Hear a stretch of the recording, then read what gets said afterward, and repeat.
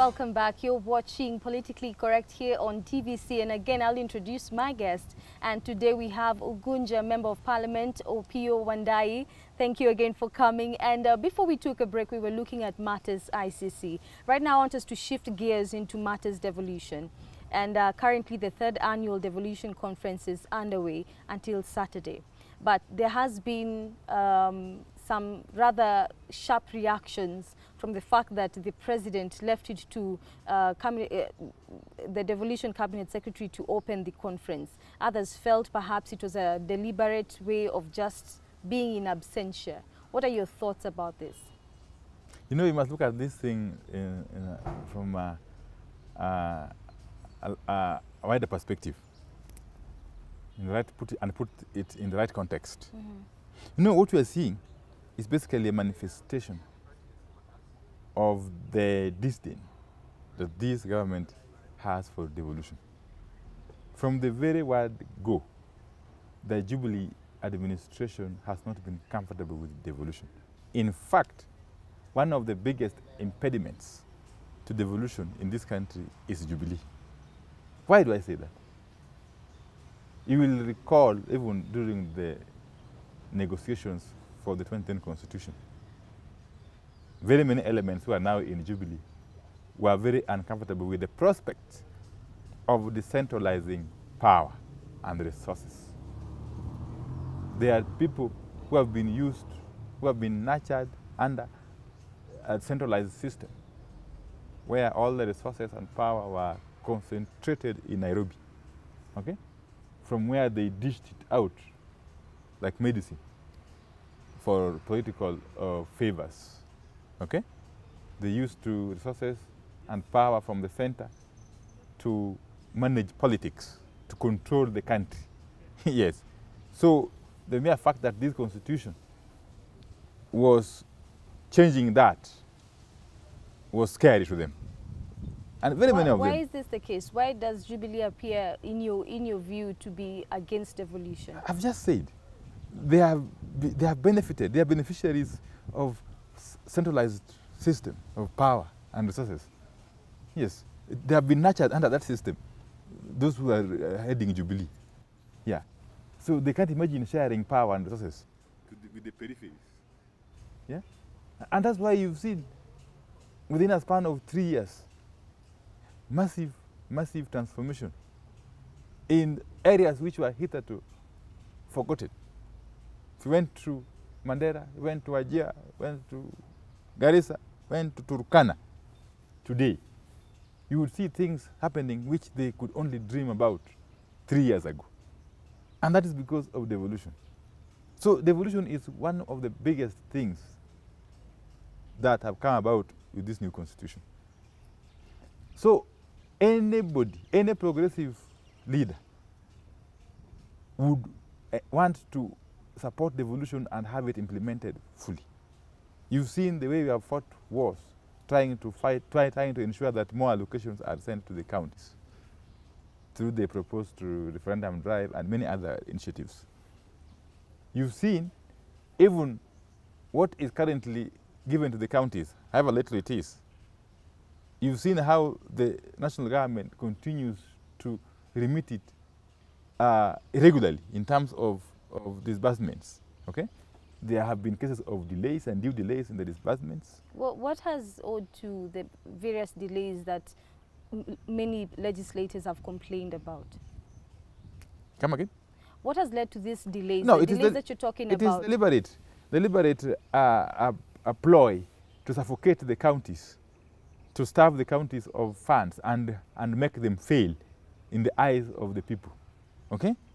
So that when time is ripe, you can say devolution has failed, let's revert to the centralized system of government. That is really the ultimate objective. But coming back to a question, you see, the devolution conference, this is the third one really, is a very important event in our calendar as a country. It's a very important event. When we are reviewing the progress, we are trying to take stock of the gains of devolution. It is a function that would call for very serious consideration by everybody, including the president. But when you see the president sending his cabinet secretary for devolution, a guy who I'm sure I has no idea about what devolution is all about, you see, it basically tells you the content with which he's treating devolution. But more importantly, is what the president's speech through that cabinet secretary dwelt on. You saw the president trying to lecture the governors and putting them on notice that he will act against them for perpetrating corruption in the counties. Well and good. Corruption is bad anywhere, anytime. But then it's curious that the president would be more concerned about corruption in the counties, okay? But appears to be less concerned about corruption in the national government. Is that really the case? Yeah, because really, because the national government gobbles more than 80% of the revenues. But did he not fire some of the cabinet secretaries linked to corruption? We have discussed that a number of times, and we have said that is PR gimmicks, PR window dressing. It's not going into the root cause of this corruption. Corruption in this country is happening every day. In fact, mega corruption. We don't even need EACC to deal with it. In this country, we have got an institution called National Intelligence Service, NIS, which has got tentacles everywhere. Even now, as we speak here, they know I'm here talking to you. You know that. Okay? There is no way these mind-boggling levels of corruption would be happening in this country without them knowing who are responsible, who are perpetuating it. They know. And I'm sure they share this information with the right people. So what is lacking is the political goodwill to deal with the corruption. Yeah? And I've said time and again that if you want to deal with the corruption, just go for some few big fish. What about these small fish that we've been sacrificing every now and then? For some of those cabinet secretaries are small fish when it comes matters corruption in this country, if you didn't know. Go for the real big fish. Who are the real big fish? Take 2, 3 of them, assemble enough evidence. Who are some of them? I wouldn't have mentioned them here, but Kenyans know them, really. Kenyans know them. Take 2 or 3 of them, assemble enough evidence, take them to court, prosecute them, have them convicted, and throw them into committee. Just do that, and you will see the change that will happen. You see. I want us to look at the legislators who made good their threat to boycott the 3rd annual devolution conference. What exactly is happening? Why the boycott? No, the boycott by the MPs, in my view, uncalled for and unnecessary. In fact, most of those MPs who are boycotting that conference are people who have set their eyes on the governance positions. They are simply playing politics, yeah, by trying to fight the governors so as to be seen as better alternatives. So it's a selfish thing, really. That boycott by the MPs, in my view, is selfish. It's not driven by any moral values. It's selfish, and in fact, I would be wary of any county replacing their governors with an MP. Yes, because these MPs are not going for those positions out of real concern for their welfare of their county mates. The intention here is basically to go and get power and control resources.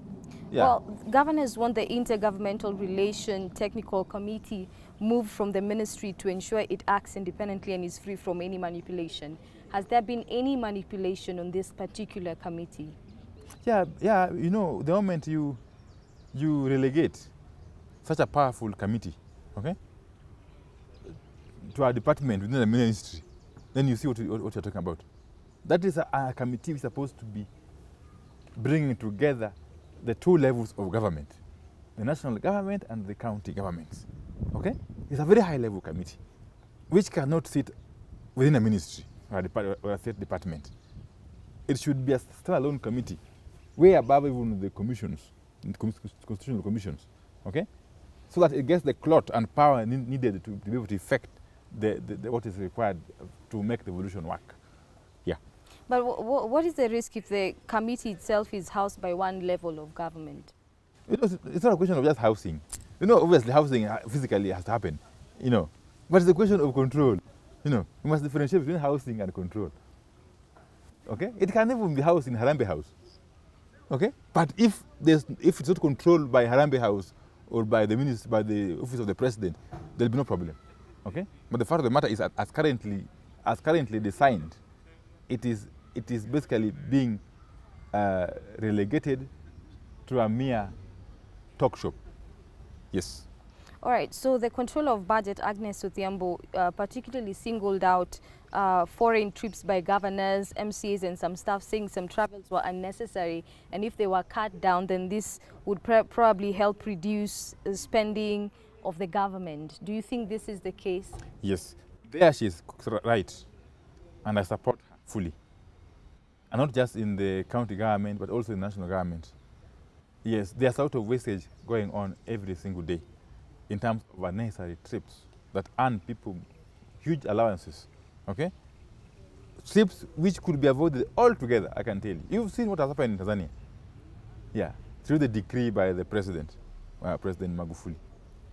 Yeah, that alone, that single act alone by the President Magufuli has saved Tanzania a lot of money, which could be channeled to development projects. So if we reined in this unwarranted wastage, this pilferage, okay, we would make very, very huge strides as a country insofar as development is concerned. But it calls for political goodwill, which must emanate from the very top, very top. Yeah. But we've looked at some of the challenges and some of the benefits also of devolution, but I want them to come out a little bit clear. What are some of the gains of devolution so far for us as a country? Now, obviously, it is, first and foremost, is the fact that the people in the countryside have been liberated in a way that they are able to address their issues locally, okay? They are able to identify their priorities, development priorities locally, through their MCAs, through their county assemblies, through their county governments, and have them implemented. That is a very, very big, huge benefit. The other thing, of course, is the fact that we have been able to achieve what we call equity. The mere fact that monies are disbursed to the counties, on a formula, of course, which is agreed, okay, ensures that development at the grassroots, it would happen in an equitable manner. It will no longer be left to the whims of the president in Nairobi. That today I want to give to Turkana this much, through Arambe or through other channels. Tomorrow I want to go to Lamu. Or I direct that Busia gets this much. That no longer happens and will never happen again. So we achieve equity and fairness. That has been demonstrated through devolution. All right. And of course, the setbacks are also many. Okay? One of which, of course, the fact that this is a transitional stage, period. There was still lack of preparedness and a lot of teething problems, okay, have been encountered. Okay? And again, corruption. Yes. Which as much as... How best can we deal with corruption in the county governments? Same way. Same way. Yeah, you just need political goodwill. Yeah, we just need the institutions that are set up to fight corruption to work effectively and efficiently and deal with this monster. Okay? But more importantly, we need to call for vigilance. Vigilance. Vigilance, firstly, from the people, in terms of even who they elect to those county assemblies, who are supposed to be play the oversight role, really. So you need to get people electing the right people, who once they have been elected need to play their role effectively as oversight, and systems to work for the people to get value for the money. Yeah. What systems do we have in place as a country to deal with corruption at the county governments? Well, as we speak, we only have 2 institutions. Are they enough? Well, I can't say enough or not, but the fact is that we have the controller and the Auditor General's office. Okay. We have the controller of budget, working closely, of course, in terms of resource utilization. But then we have, of course, the Ethics and Anti-Corruption Commission, okay, which is supposed to deal with cases of corruption. In fact, cases of economic crimes. But the most important thing in my view, is that we have got oversight bodies, chief of which is the county assembly. Okay? So all these put together and working harmoniously should be able to protect taxpayers' money and resources. Yeah. All right. Yeah. Viewers, we will take a short break, so don't go too far. We'll be back shortly with more on Politically Correct.